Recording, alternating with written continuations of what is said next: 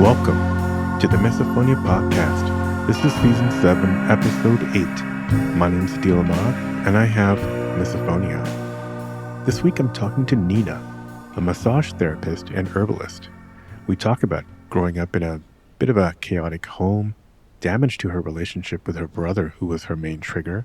We talk about loop earplugs, having OCD and ADHD, and how various herbs and plants have been helping her nervous system. After the show, as always, let me know what you think. Reach out by email at hello@misophoniapodcast.com or find me on Instagram or Facebook at Misophonia Podcast. And while you're online, please head over and leave a quick rating or review if you haven't already, wherever you listen to the show. It helps move us up in the algorithms and reach more listeners.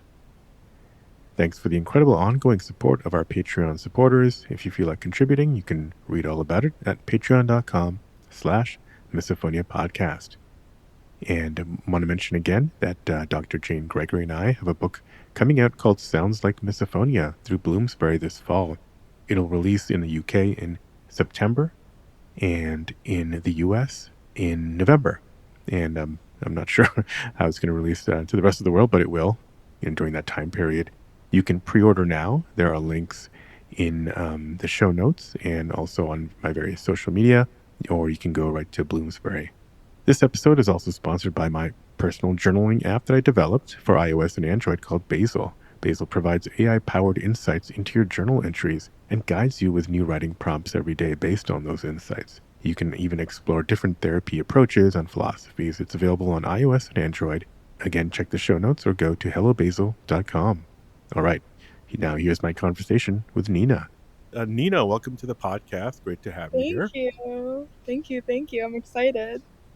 Yeah, so my usual kind of like beginning questions are kind of like, where are you located? What do you do? So I just relocated from Vermont to Asheville, North Carolina. So I love mountains. I'm in the middle of a couple things right now. So I guess my primary job is I work as a massage therapist, and I'm an herbalist, and I do that. I'm kind of building up a business doing that, working with herbal products, and yeah. I work with plants and people. You're kind of like, in the business of relaxing, calming people down, which obviously is a big piece of misophonia, or trying to combat misophonia. Totally. Yeah. Calming people down, but also like, I don't know, giving the nervous system space to let whatever out. Like if something come out. Right.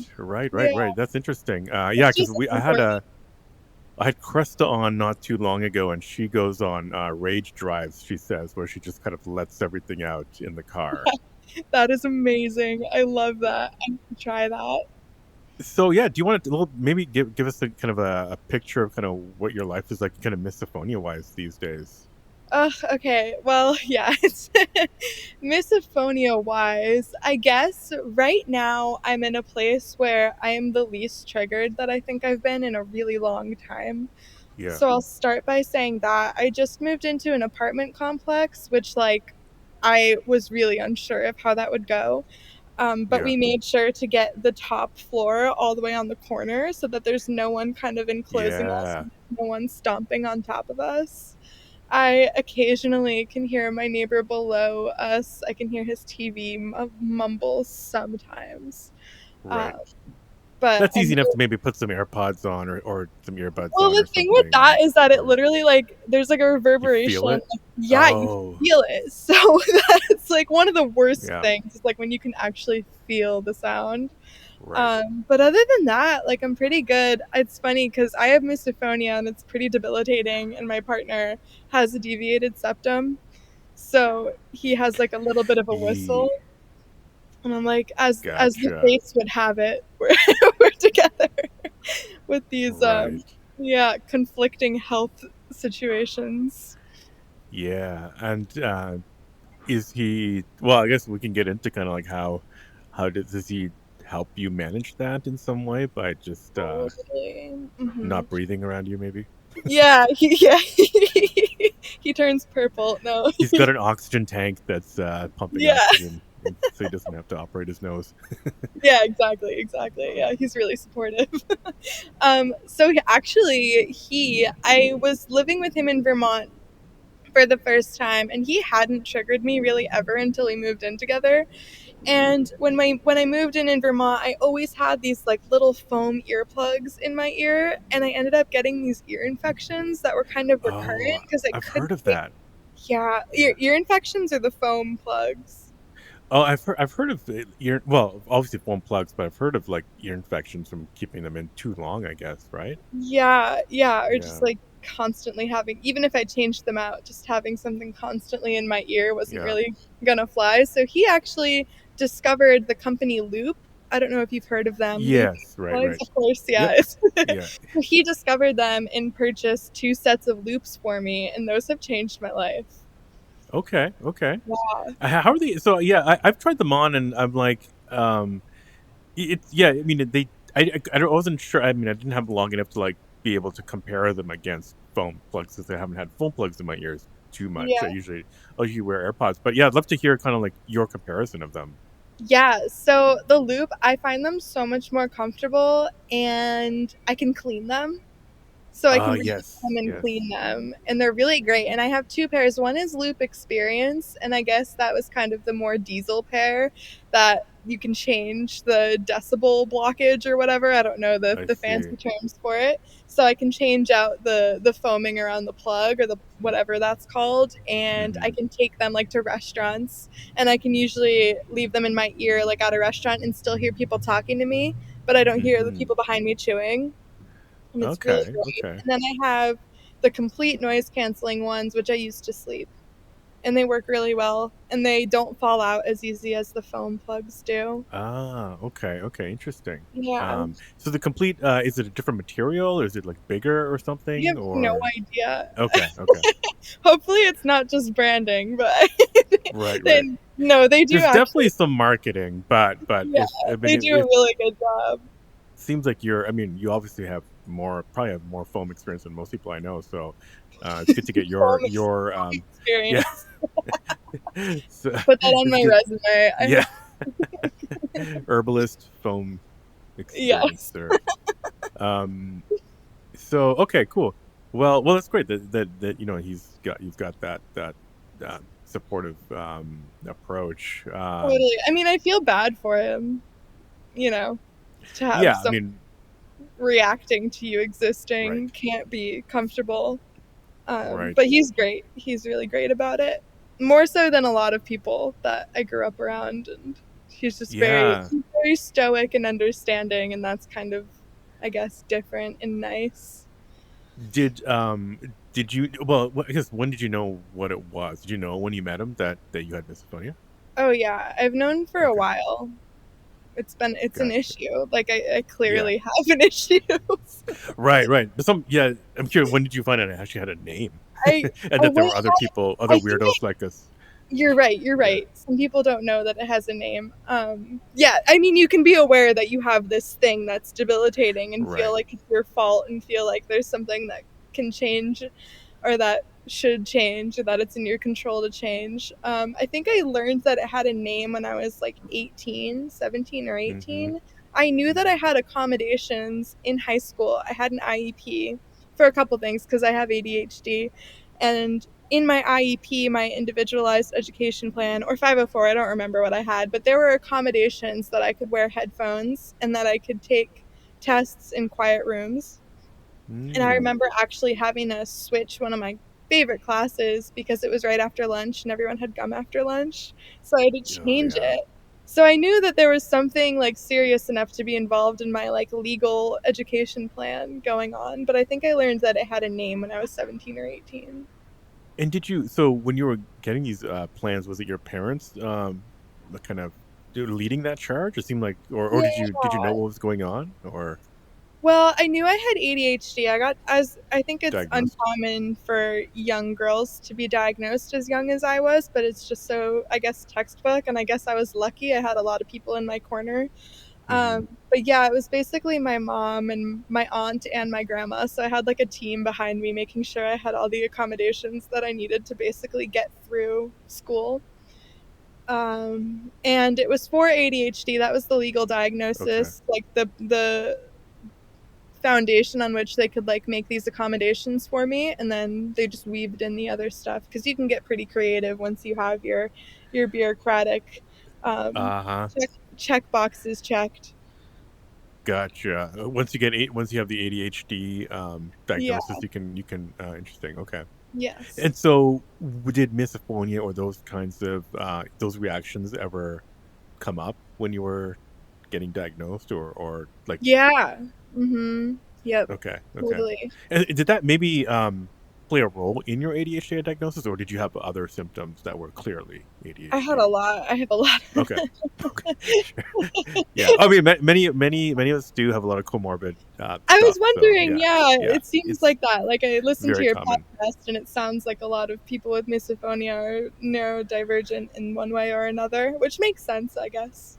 It's a Yep, quirky little ADHD is a big one. OCD, even bipolar comes up quite a few times. So, right, right.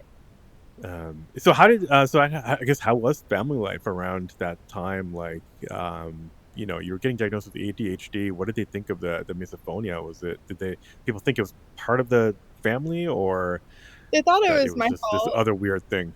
Okay, okay, yeah, Yeah, I think that you I were maybe think trying to control the situations. yeah, or I think it even, I don't know, the rhetoric around the people who were researching misophonia kind of like assuming it was a subtype of OCD. I don't know if you'd heard of that. I think it got Yes, yeah, yeah, yeah. disproven, but it was disproven. But I think a lot of the that idea behind that was kind of like similar to the way my parents and teachers talk to me, like, okay, like you have to deal with this in this way, like I know that this is making you feel a certain way, but why is that? Like, can we like get to the root of this kind of a thing? Like, this is your problem, you, it's not other people's problem, you have to fix it, you have to do the mindset work. Right, right. And it's just like, no, no, that's Yeah, yeah. so wrong. It's so not anything like that. But I think that it was a lot of that kind of reaction to Yeah. me. It was really frustrating for my family, because no one really knew how to help me, and I think that that was frustrating. I also, my parents have, I'm pretty sure, undiagnosed ADHD, and Mhm. they're aware of this. I wouldn't say it if they weren't aware of this, but I think that that contributes to just like having like a low frustration tolerance, and then Mhm. having a very overstimulated child who you don't know how to help. Like I just imagine that's really difficult. Right, right, right, right. Okay. Yeah, no, there's a lot there to unpack, but Well, you're yeah, right. OCD definitely I only realized recently that I guess the main or one of the main pathways to treat OCD is like exposure, which is like the opposite of what you want with misophonia. So if that gets into the mind of the therapist, then they're going to try to get you to be have exposure right. therapy, which is Have like you tried that? Because some no, people no. try it. Some people try Yeah, yeah, it. of course, yeah, yeah, yeah. No, yeah, some people tried, but I've rarely heard of you know, it's generally frowned upon. Now there are Yes. things that are not exposure therapy, but they're more like I guess I want to say user controlled um engaging with the sounds to try to kind of like rethink where what the sound is, where it's coming from, but yeah, I mean, but basically exposure therapy to just try to get used to something is not I think it works for OCD apparently, but yeah, that's not something that's generally Yeah, um considered what you're supposed to do for misophonia. right. um I think, well, how far most of back us sorry, go will on. try. Yeah. I was Mhm. just gonna say most of us will try anything, but no, I've heard the same Yes. thing. Intuitively, Right. that makes no sense. So Yeah. So yeah, I mean, how far did it go back for you? Like, what do you remember? Kind of around when you were, how old you yeah, were? I was 11 or 12. Hmm. And I remember my first trigger. I was eating at a restaurant with my dad and brother, and I was so confused. And I have the visual version of this horrible thing. Misokinesia. Yeah. Yeah. Yeah, yeah, yeah. I forgot the name of it, but I remember that being the first thing that bothered me was like watching them eat, Yeah. and then I Right. realized I could also hear it, and it was just this snowball of associations, and Yeah. I Yeah. was so confused and disgusted, and I thought I might have just been having a bad day or something. How did they react? They didn't know. I kind of kept to myself. I Okay. was like, Okay. I Bottled left it up. Yeah, I like left the table or like I looked down at my own meal and then I was just eating at the same time and I think I eventually it wasn't bothering me for that long. Like I remember looking up and noticing how horrible it was to like be witnessing that and Right, then right, right, just right. looked back down and carried on. But I was like, why what is going on? I remember being really like I don't know, Yeah. confused. So around that time, so yeah, around that time, 11 or 12 or earlier, was there anything kind of unusual going on at home? Like you said, your parents were kind of maybe undiagnosed ADHD. Was there any kind of like, how there's No, a lot of walking on eggshells kind of situations for a lot of us, people who come on the yeah. podcast. Just curious if you remember anything unusual Yeah, or so slightly not tense. yeah, I think it's just there was a lot of tension. My parents got divorced when I was 5, and my brother and they get along fine. Like I never Hmm. had to split holidays with them. I think I'm really lucky Yeah. for that, and that's a testament to who they are as people. And they lived right down the street from each other, and they split custody 50-50. So my brother and I would go from my mom's house for a whole week to my dad's house for a whole week. And I think Hmm. like as ideal as that sounds on paper, I think just like going back and forth and all around was Hmm. kind of chaotic for me. And Hmm. also, I'm just really sensitive. Like, I'm sensitive to smells and lights and sounds besides trigger sounds.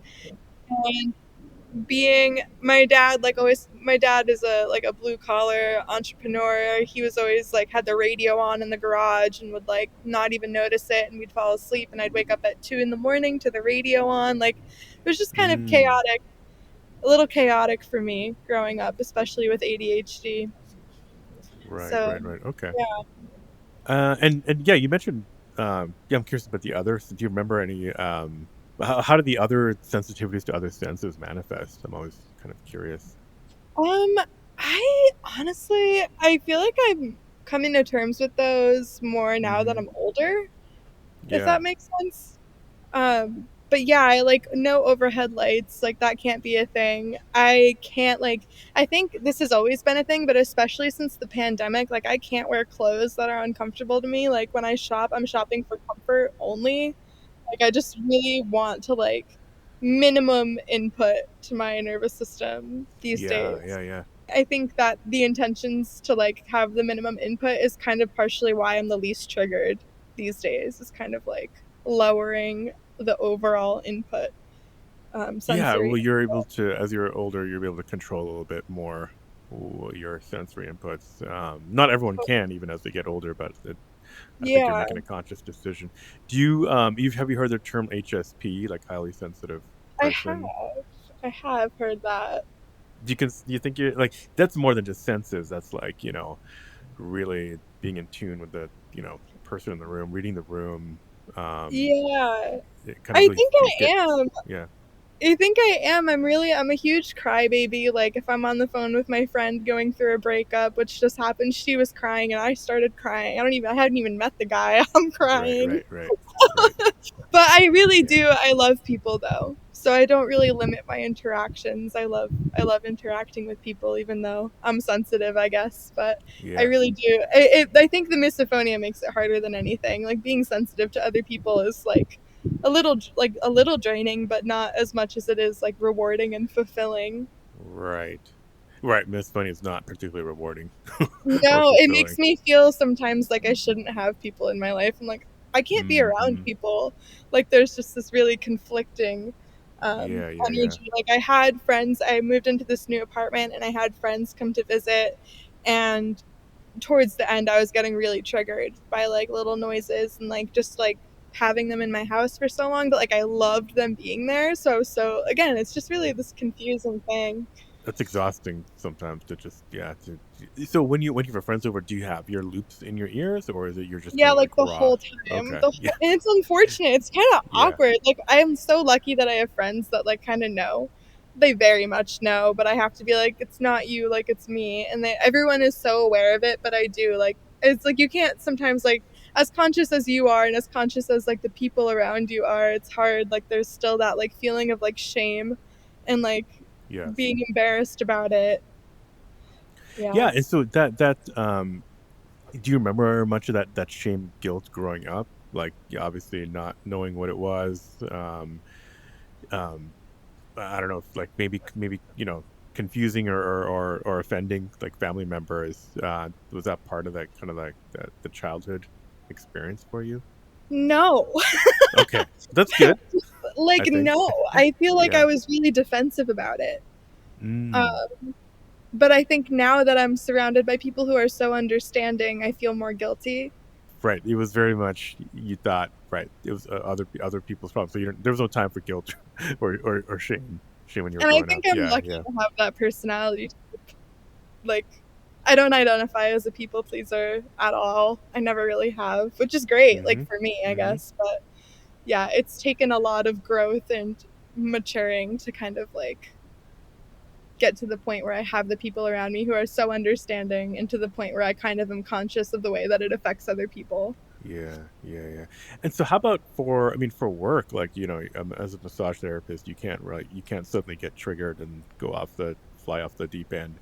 No, Or probably not the bad can't. expression, but yeah, please, I would love to hear these any kind of like interesting experiences you've had. Yeah, I guess it's so funny because before I was a massage therapist, I was like an assistant teacher in lower elementary Montessori classrooms. I Mm-hmm. worked at a few different Mm-hmm. schools, and I think like the kids eating, it was so gross. Like I didn't want to be in the room, but also it was so many of them at one time that it was so stimulating that like it almost didn't bother me, or I would be so completely overstimulated that I wasn't aware of like my trigger noises.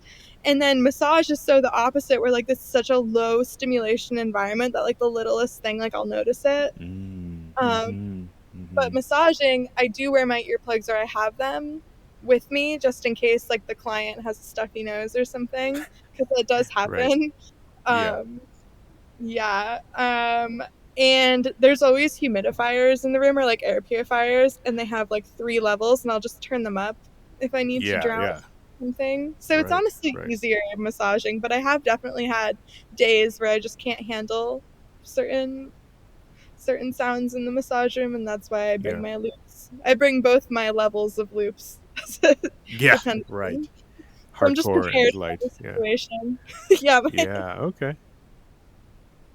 And you mentioned you're a kind of herbalist. Has I don't know has that kind of like have you experimented anything with anything there in terms of just trying to like um obviously there's no herbal cure for misophonia. I guess, but more for I don't know relaxation, kind of calming that nervous system down. Do you find yeah, anything works well for you?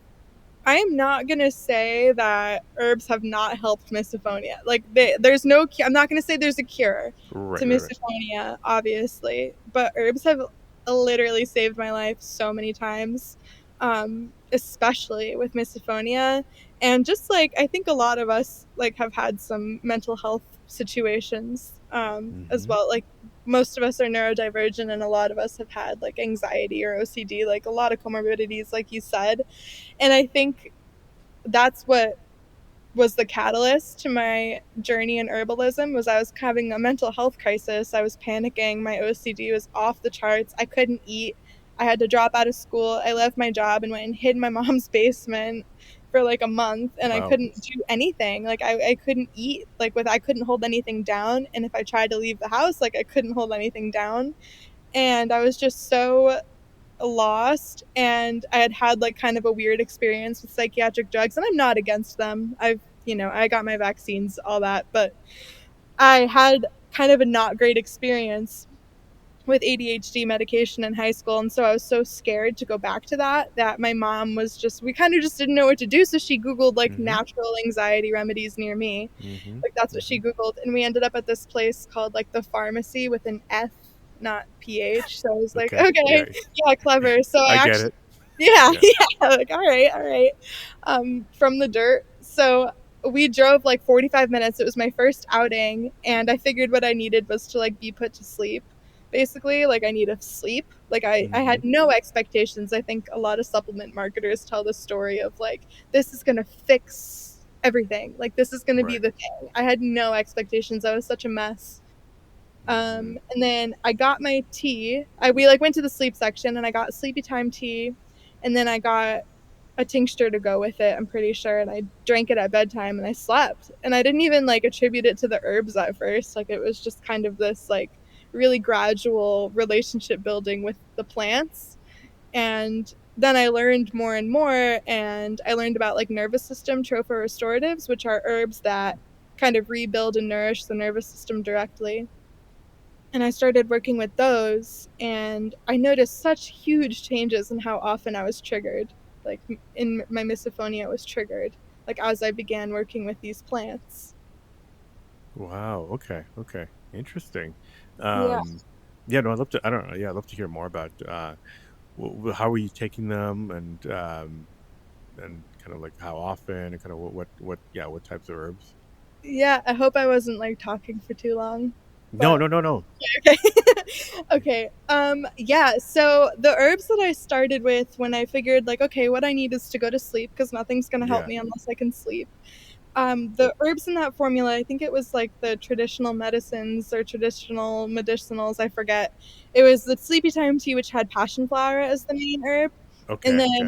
Okay. then I got a tincture I think called Don't Panic, and passion flower was also the main herb, and those not that knocked me out. And I think supporting herbs had like lemon balm in them, and then so I started working with passion flower and lemon balm. Like after I had like within a couple days I was able to leave my mom's house. Like I didn't think I was going to leave for a while. Within a couple days I was sleeping, and like I was leaving, I was still really anxious because what I was suffering from was panic attacks and like dissociation. And I was able to leave my mom's house, and then I kind of like ran out of my tincture, and so I had to relook it up, and I remembered the herbs in them, and so I started working like alone with lemon balm and passion flower. And passion flower is an herb that, so if you look at a passion flower, the tendrils are looped. It's Mm-hmm. a really beautiful flower, and that's what's called a plant signature. And it's indicated for people who have like thought loops and ruminations. And I think Mm-hmm. that happens a lot with people with misophonia, just kind of like even the way that a lot of us like have to listen to a sound and have to kind of Mm-hmm. like replay it in order to kind of cope with it, um or to not get out of the thought loop of like oh my god, I'm feeling violent, I'm feeling violent. Like it's just it's a Right. really nice herb for that. But yeah, so it's indicated for thought loops, rumination, and it's a nervine hypnotic, which means it will kind of shut, like you will kind of shut down. Like you shouldn't take a bunch of passion flower and drive, like it'll probably help you go to Mm. sleep. Mm-hmm. And Mm-hmm. then lemon balm is in the mint family, and it's called a nervine trophorestorative. So it helps to rebuild and nourish the nervous system directly. And it cuts the edge off so it won't put you to sleep. You can use it throughout the day. And it over time helps your nervous system kind of rebuild. And Yeah. if you're not sleeping, like your nervous system is screwed. Like that's the thing that's going to burn out your nervous system. So Yeah. lemon balm is not even only the it's not the best. It's up there, but the two best nervine trophorestoratives are skullcap and milky oats. And then I started working with those, and that's kind of when I started to notice like major long-term changes Mm. to my Long-term changes, you mean just to kind of like your sleep quality my or your sensitivities. sensitivities? Okay. Yeah. Yeah, Yeah. with my perception of reality and like the way like the outside world was affecting me. Like I had a higher tolerance, like my nervous system Yeah. capacity had like started to expand. Gotcha. And so now, like you're saying, you said you had friends over. You're still being triggered. You're still wearing the loops. But are you saying that before it was like even worse? Like if you Yeah, tried to do that before? so Okay. much Okay. worse. So it's not gotten rid of your misophonia, but you feel like it's like made a long-term impact in terms of how your misophonia is. It's there, but it's not as bad as it was. Okay. Yes. Yes. And Interesting. Yeah. I have a bigger toolbox. I know like in moments of being triggered, like it feels like you're so helpless Right. and Right. like nothing is gonna help. But I kind of know certain moments, like I know that I can reach for certain things. Like I can reach for my loops, I can reach for my passion flower, you know. Yeah. Well, that's Like it's, key. I mean, just sometimes, like I've said before, you don't necessarily need to go for it, but as long as you have it around, your nervous system knows that it's being taken yes. care of. Yeah, and it's Um, funny, I don't know if you relate to this, but like it's worse when I feel trapped in a situation. Like oh yeah, if I yeah. yeah, well yeah, it's like yeah, duh. But like No, well, no, it's good to be reminded. It's good to be reminded, yeah, like if and I'm in a car. relate. Yeah, But just like to yeah, your point that like if your nervous system knows there's kind of something that can happen to make this better, like when you're in a car driving with someone eating chips, like there's really no way that like it's gonna end soon. right. So yeah, it is important to kind of have that. Yeah, yeah, yeah. And do those work? Just to, you talk. the herbs just for one more second, but they Yeah. do they like if you does it take a while to kick in? Is it like you being triggered at a cafe, you can pop one and So it depends. suddenly you're okay. It depends on the herb. So passion flower will work pretty quickly. And Mm-hmm. then herbs like skullcap have two different ways that you can use it. And for the long-term effects on your nervous system, a lot of people with misophonia would benefit from a long-term skullcap tincture, just to kind of like rebuild and reset. I Yeah, so skullcap is one that you can take as a tincture and you'll notice it more long term. It'll cut the edge off. But Mm-hmm. skullcap kind of does what it sounds like it does. Like skullcap, it kind of like if your head is everywhere and your energy is kind of leaving your body and you're feeling really Yeah. scattered and overwhelmed, it takes all that Right. back and like pulls you back down into your body. And that you can get that effect by making a really strong infusion or a tea, and it'll work pretty darn quickly if you Gotcha. make a strong Okay. skullcap tea. So yeah, it I'm sure. depends. Yeah, I'm sure people are googling it right now as Yeah, as they're I listening. hope so. I hadn't heard of Yeah, these. I hadn't heard of these yet. So yeah. cool. And so have you met people who have misophonia in Oh your my gosh. experiences working? No. Well, actually, I will say my first herbal mentor has misophonia. So Okay. that's really Okay. funny. It's kind of how we initially connected. And I was like just starting to get into plants when I met her, but she's pretty much the only person I know Mm-hmm. Mm-hmm. with Okay. misophonia. I mean, you probably, it feels so good to talk to someone who understands. Like in the beginning of this podcast, and you're like, if noises come up, like we'll cut them out or something. Like if something Yeah. happens, like we'll cut it out. I was like, oh my God, like you really get it. I was like, wait, what? Who am I talking to? Yeah. Yeah, I know. It is surreal. Yeah, it's kind of like how it is at like these, if I go to I mean, the idea for this came out of a convention that I went to, so I was Oh, surrounded by really? misophones, and it's just kind of surreal because it's like, uh, you start talking to somebody, you realize like they understand like half of your experiences, and so There are you almost don't have to. conventions? Yes, there is a annual convention. Yeah, and this year is its 10th year actually. So a couple hundred people show up. There's like an online portion now too, but yeah, it's been Marsha Johnson, who I've had on the show, she who first Yeah. coined the term in the 90s, she started the convention about 10 years ago. Why didn't I So know yeah. that? Well, I mean, it's Oh my it's one of those God. weird misophonia is one of those weird things where like once you kind of like are really into it, but Yeah. it's not like CNN is going to cover the convention or anything, right? So Right. um Right.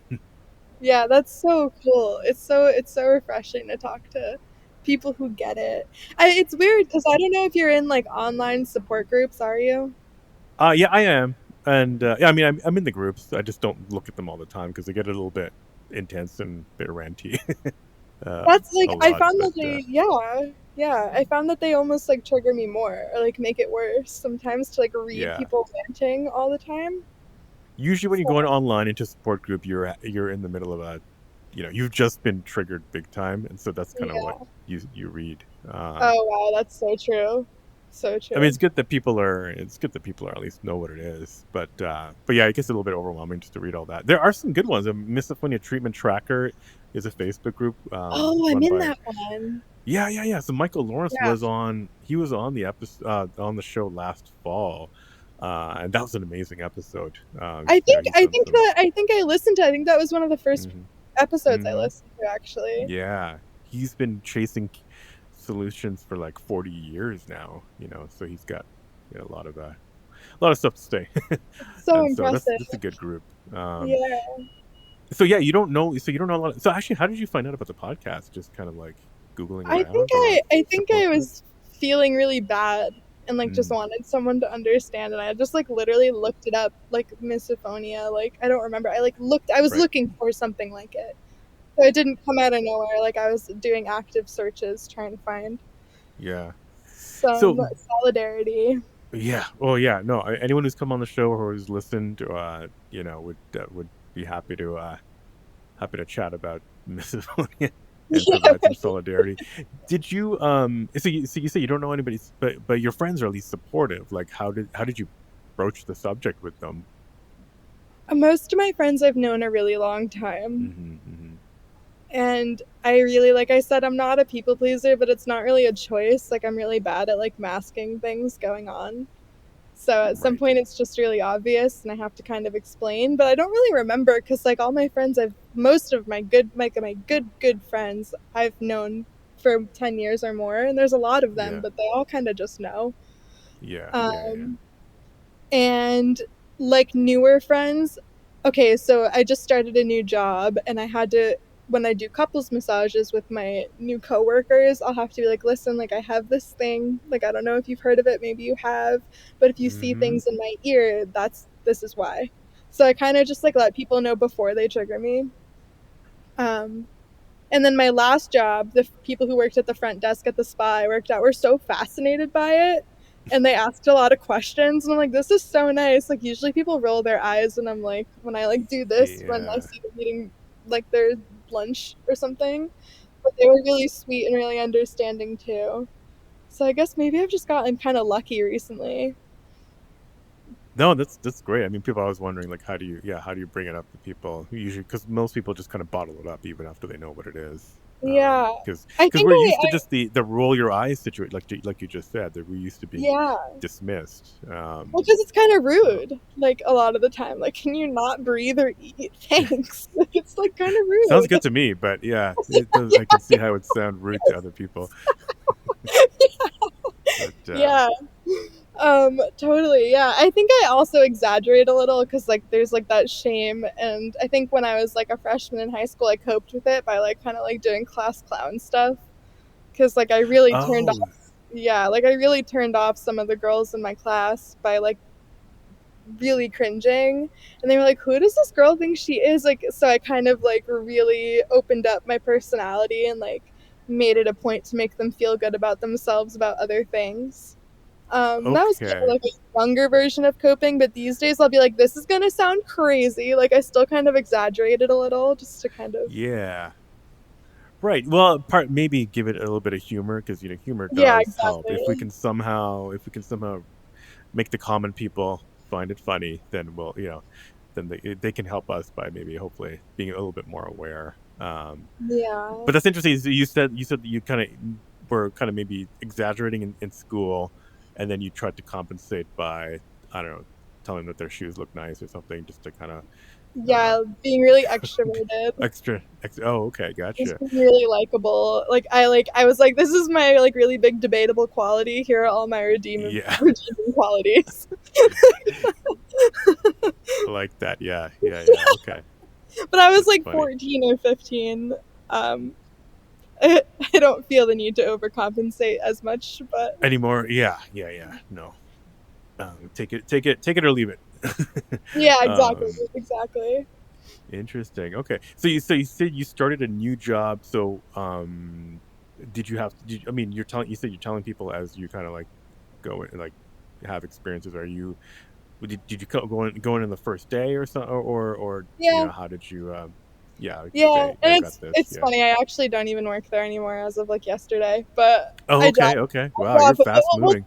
I Yeah, just I'm yeah, really picky, but we'll stick with it anyway. I also I'm working on a lot. I'm just really busy. Like it wasn't my favorite yeah. job, but we'll work with it anyway. So yeah, pretty much the first day I went in and I told the person who I like the first time I did a couples massage with a coworker, I would tell them like right Right. away. Yep. Really Yep. not Yep. shy about it. Yeah. I mean, well, they're gonna find out anyway, so I might as well tell them up front. Or they're gonna And tell then, the owner that like I'm yeah. listening to like watching TV or like listening to something while I'm massaging because they see something in my ear. Right. Right. Right. Right. Right. I just like Um, make sure everyone knows not to bug me about it. and then at home. Oh well, I guess you're not living around your. Do you have siblings and stuff? I'm just kind of curious. Is Have you seen misophonia in other kind of like other family members? So I have a little brother. Hmm. He does not have misophonia or any. He's very like, Perfect. He's just yeah, Mr. Perfect. Yeah. totally, totally. Quite the opposite of me and our personalities and like what we deal with. He has a little anxiety, but no misophonia. My mom definitely has a little bit, and I think that's why she was so confident telling me growing up like that it's my issue and I need to fix it. and like kind of just like Mm, putting it all on me because she has it a little bit, and she'll be like, yeah, when I'm at dinner and I notice someone next to me is chewing with their mouth open, like I just look down at my own food. I'm like, good for mm. you. Like, like nice, congratulations. That's Like, the title of this episode. Is good for you. yeah, Yeah. you. Yeah, and so that's her, and like I do notice that she gets triggered by certain people in her life, and like I just the pattern recognition, I'm like, I know that's what you're dealing with right now. Mm, Somehow it's not like she has more control over her reactions to things, which like yeah, good for her, but it's definitely not relatable.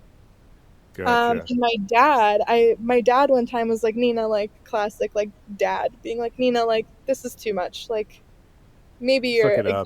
exaggerating, Yeah. yeah. And like he said it with like a sense of humor, but anyway, I was like, do you not have any sounds that bother you? He was like, I really don't like styrofoam. Like I hate styrofoam. And I'm like, okay. Like he really can't even be around it and like won't use styrofoam cups. Like if like fast food Yeah. places have them, hates it, hates the sound of it.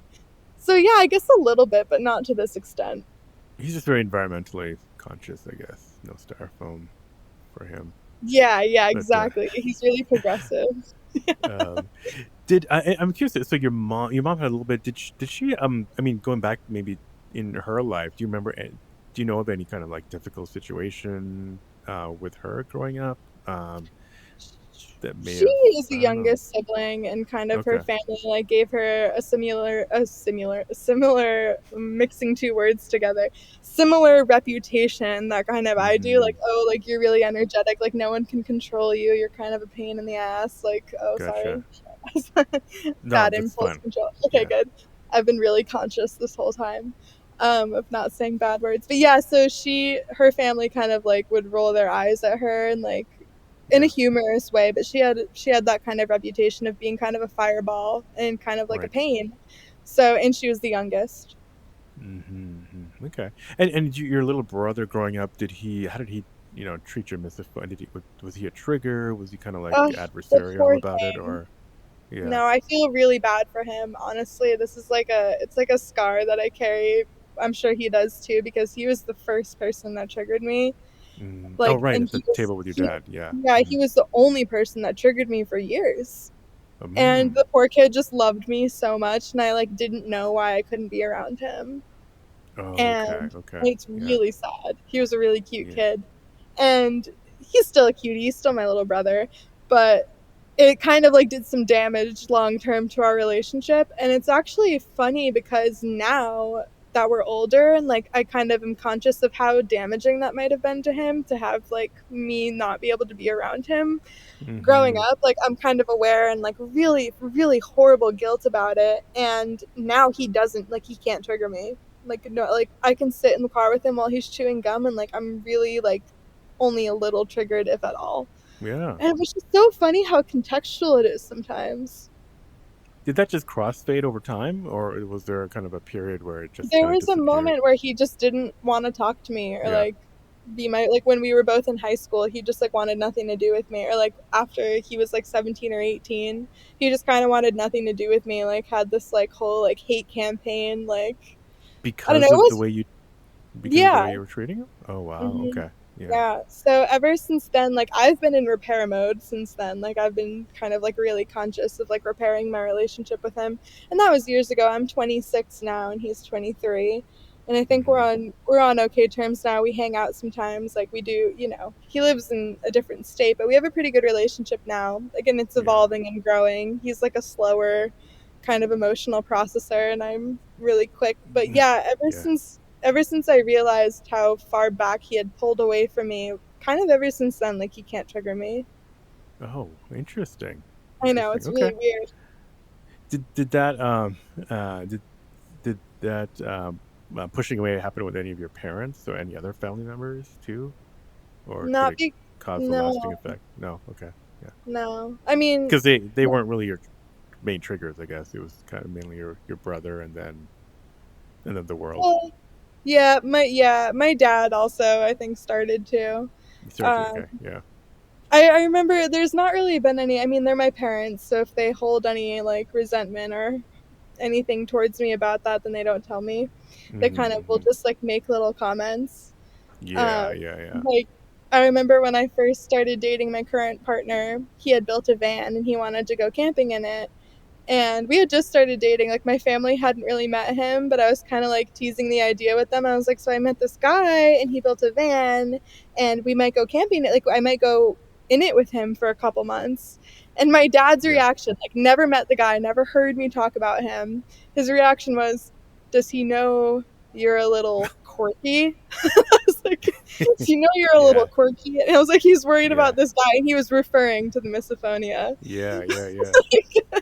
He was like worried for this guy. Maybe a fair question. Maybe a fair question. Like, I'm glad you're worried about me. Yeah, right. Right. Yeah. Yeah. I mean, well, that's great that hasn't affected. Did it affect any, I don't know, any previous partners? Yeah. I remember, honestly, I have this fear. I don't have this fear anymore, but after the honeymoon stages of relationships, and I'm 26, so prior to this, I've been in maybe 3 long-term relationships. And the honeymoon stage is like I can't get triggered. Like, they can snore and I think it's adorable. Yeah. And then when we move in or get serious, like, I start to get triggered. And right around the time that they start triggering me is when we broke up in the past. And I don't know if it was connected, but I was really, really worried about that being a moment in my current relationship, but it hasn't been. And he's been happily triggering me for like a year and a half now. Yeah. So what do you happily think? triggered. Yeah. What do you think the difference is? Is it just kind of like communication, I just think, being chill and supportive?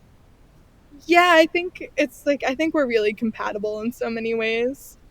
And Mm-hmm. I don't know. I don't know. I think Well, it's I part don't want to of. jinx it.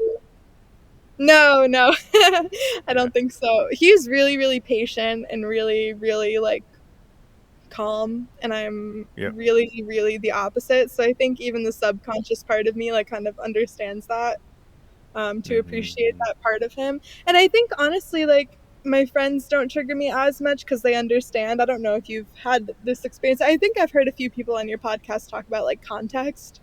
But when I know Yeah. someone is aware that they're triggering me, like, I almost feel bad and like I feel less triggered just knowing that like they're being careful. Right. Yeah. Absolutely. Yeah. That makes a big difference. Context makes a big difference. Yeah. As long as it's because I think your brain doesn't assign that threat level to that sound if you know that that person has stated or that they're trying to not trigger you. Yeah. It's like if your children, usually if your children are making sounds, your brain realizes that that's not a threat to your life, and so you're Yeah. not as triggered. Yeah. I've been worried about that too. Yeah, I can tell you pretty much in most cases, it's like the kids won't trigger you until maybe they're around the age where you started to have misophonia. So like into you know, late Really? single digits. Yeah, yeah. Really? I'm surprised because toddlers are so messy. Oh yeah, terrible. But I think it's context. It's like your brain kind of is able to not just go haywire from that. Yeah. But I don't. I mean, you said you worked in teaching at like at young ages, but you said that kind of it sounded like a lot of the background noise just made you not get triggered so much. I think it's a slightly different context, but yeah, and I think in a different way, your brain, especially if the child is coming from you, it's able to not assign a threat level to that Yeah. That child. makes So sense. It makes sense. I God, wouldn't it's worry too much a about it. weird Uh, thing. No, I'm not there yeah, yet. So. But yeah, it's such a weird, weird thing. I wanted to ask, am I allowed to ask you a yeah, question? yeah, yeah. Now actually, yeah, now's time for you to freeform. Um, I've never been able to ask anyone this because I don't really know anyone with misophonia, but have you in your adulthood developed new triggers? Yeah, I mean, I don't Really? know if any. I well, I can't. Like, I don't know if there's any particular sounds that are necessarily new. I feel like, I mean, I feel like it has gotten. I think it's gotten a little bit worse, or maybe it's just because I know about misophonia. I can kind of remember these things more. I'm trying to think of just, but I don't have so I don't have a list of triggers, and then I just kind of keep adding Right. to it. Um, I've heard from other people anecdotally that yes, they get more, the number of things that trigger them increases. Mhm. Um, so I'm kind of just kind of like, um, going with that instinct. I'm probably getting more triggers, but I don't know, like, because my main trigger sounds are throat clearing, coughing, kind of those mouth sounds. So Mm. I just focus on those. So I don't know if necessarily, like, slapping my hand on a table is necessarily a new trigger.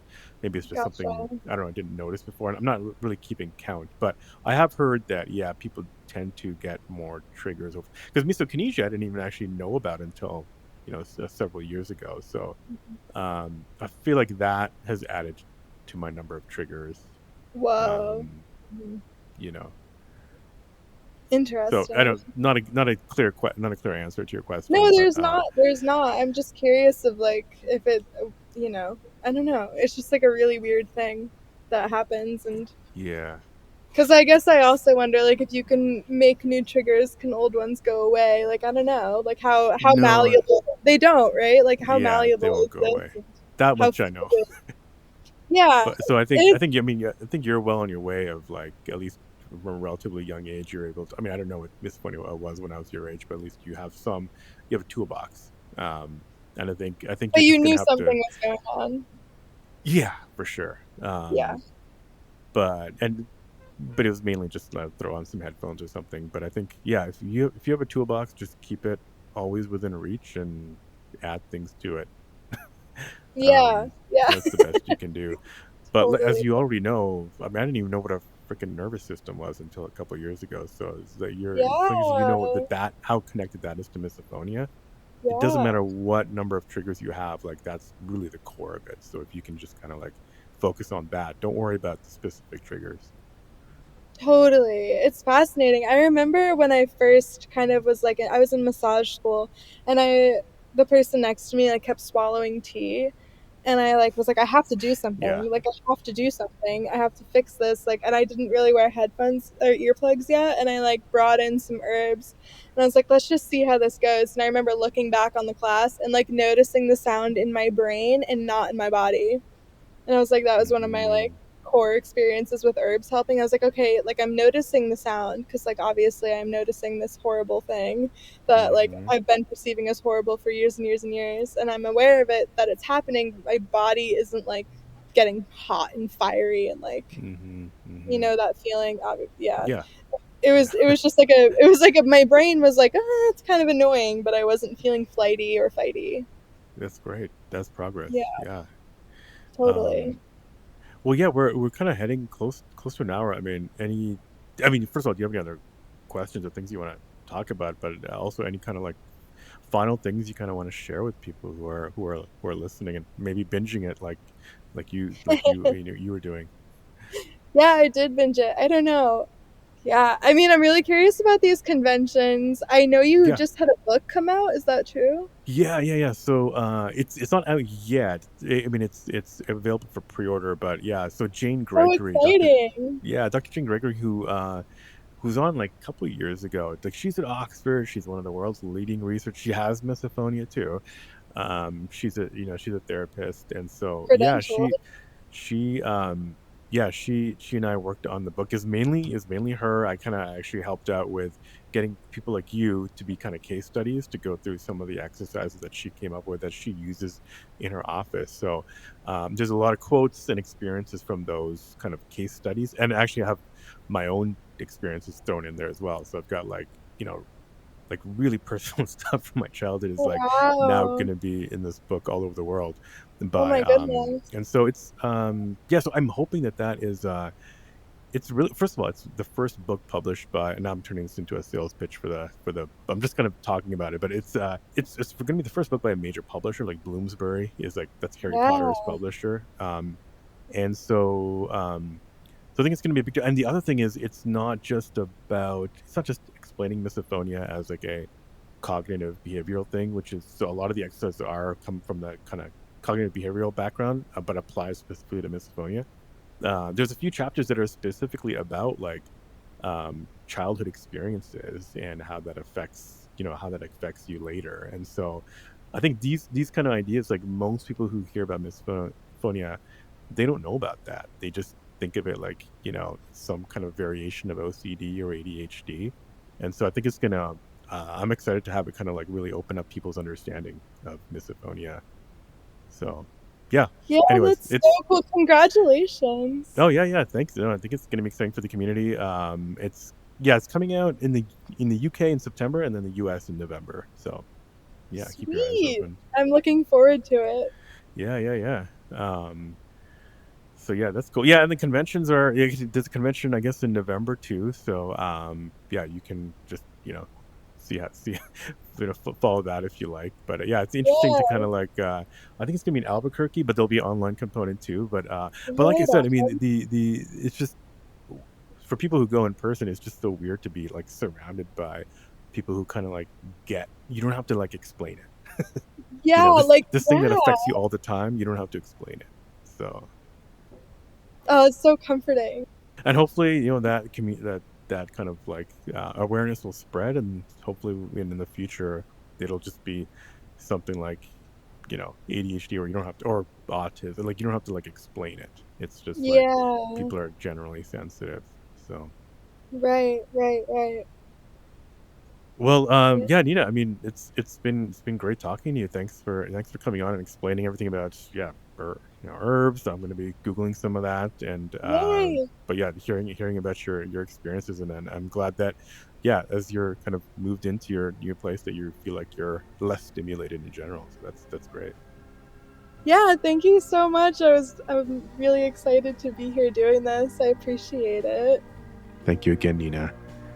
I'm enjoying my herbal tea, and that I got on her website, and I'm excited to dive into the medicinal mocktail recipe book. If you liked this episode, don't forget to leave a quick review or just hit the 5 stars wherever you listen to this podcast. You can hit me up by email at hello@misophoniapodcast.com or go to the website, misophoniapodcast.com. It's even easier to send a message on Instagram at Misophonia Podcast. Follow there, or Facebook at Misophonia Podcast. On Twitter or X, it's Misophonia Show. Support the show by visiting the Patreon at patreon.com/Misophonia Podcast. Music, as always, is by Moby. And until next week, wishing you peace and quiet.